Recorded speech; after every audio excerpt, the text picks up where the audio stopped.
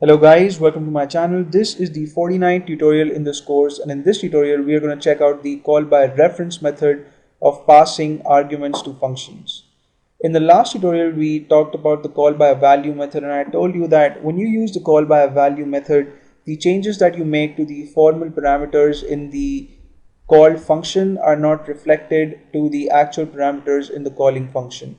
So if you guys remember, we had a function called swap using which we tried to swap values of two integers, but we were unable to do that because the changes that we made in the swap method were not reflected to the actual variables in the main function.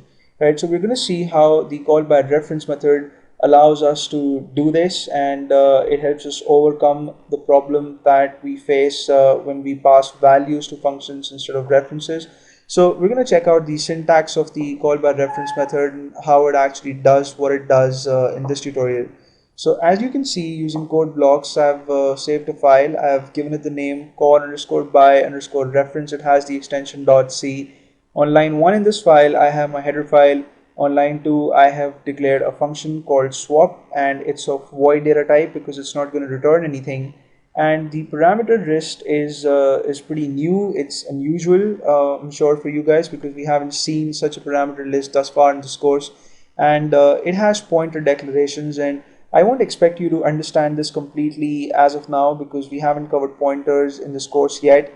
But for the time being, just know that the function swap is not going to receive normal values. It's going to receive addresses of two integers, and that is why you have to inform the compiler that this function is in some way special, and it's going to receive references instead of normal values. And the way you do that is by typing in the int keyword for as many variable references as you're going to pass. So this function is going to receive 2. That's why you have the int keyword twice in the parameter list.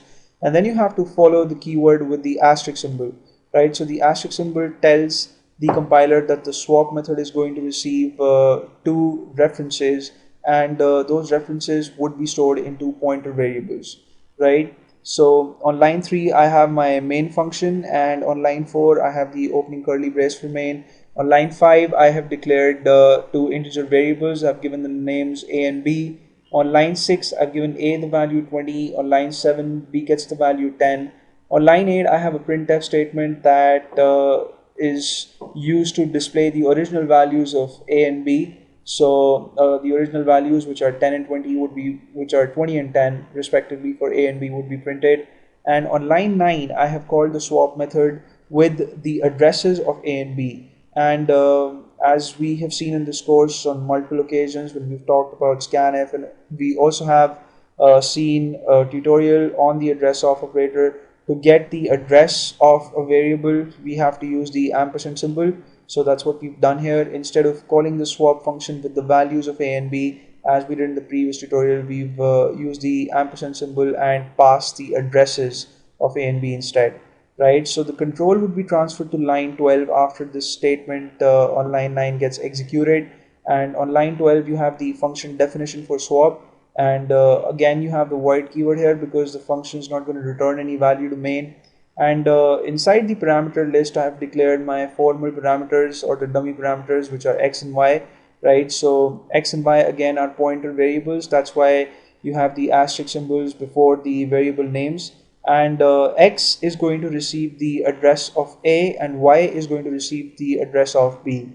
Inside the function definition, I have a temporary variable called temp, using which I'm going to try to swap the values of a and b.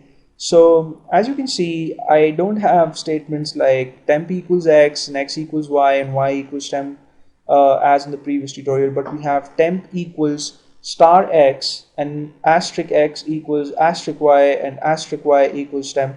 And the reason why we have things this way is that x and y are pointer variables, right? So x contains the address of a, it doesn't contain the value that's in a, right? So to get the value that's stored in the address that's contained in x, I have to put an asterisk symbol before using it, right? So this is the reason why we've used asterisk x equals asterisk y. So we're trying to swap values of a and b by using their addresses, right? And temp is not returned to the main function, so the changes are reflected to the original values here. And let me run this program to show how it does what it does. So you can see in the output window, I get the message original values of A and B are 20 and 10 respectively, and on the next line I see the message new values of A and B are 10 and 20 respectively. So the values have been successfully swapped. Now, I do not expect you to understand this program completely in the first go. I wouldn't be surprised if you guys have doubts, and that's normal because we haven't covered pointers yet. And pointers initially can be a little overwhelming because the way they are used in C programs.